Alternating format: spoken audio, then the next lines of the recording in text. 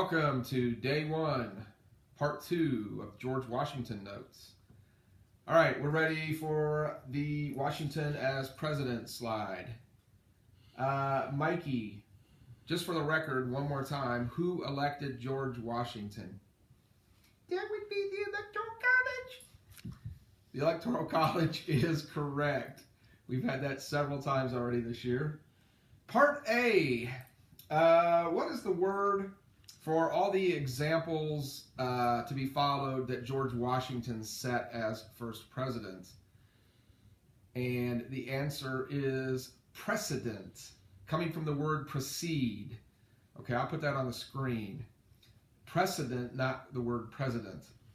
The reading you did defines precedent as a tradition. Okay. Somewhere, some school in America, the principal made announcements one day on an intercom, and that was a precedent.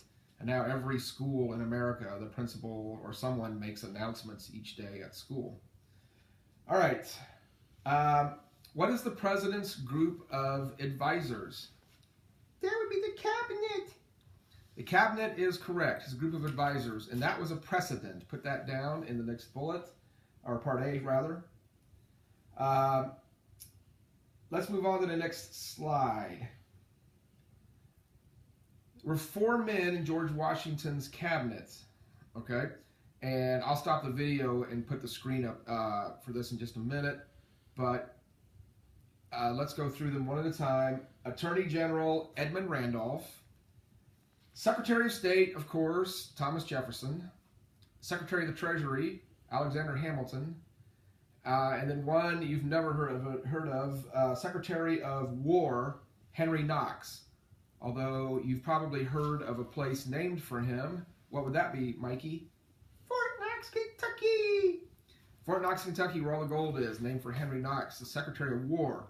By the way, the Secretary of War is no longer a position. The name of it changed. Freddie, do you know what to? Secretary of Defense, because it sounds better. Yes, the War Department changed its name to the Defense Department because War Department sounds like you're looking for wars, where Defense Department makes it sound like you're just defending yourself. This happened after World War II. All right, the modern cabinet, of course, has a lot more people. It's up to the 15. All right, Jefferson and Hamilton. Did they get along and agree on everything? And the answer is absolutely not. They basically disagreed on everything. So why in the world did George Washington want 2 guys who were going to argue all the time? Okay, Mikey. Because he wanted 2 opinions, 2 of the best, brightest opinions, and then he could make a good decision. That is correct. Okay, this showed George Washington's brilliance as a leader to pick both those guys. All right, I'm going to pause the video and show you guys some cabinets, some photos of some cabinets of recent presidents. All right. George Washington was very sensitive about being the first president, and he wanted to fill in good examples. Okay? He wanted to show that being president was a very important thing, just as important as being a king. To show his importance, he showed up at his swearing-in ceremony, and I want you to fill in the name for that. Mikey, go ahead. The big party. No, Mikey, you missed one. It's inauguration.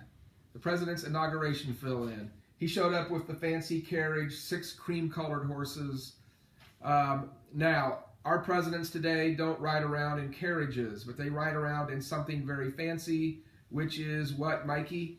A limousine. Yes, they ride around in limousines now. This was a tradition started by George Washington, of course. The carriage was the early limousine. That wraps up part 2 of day 1.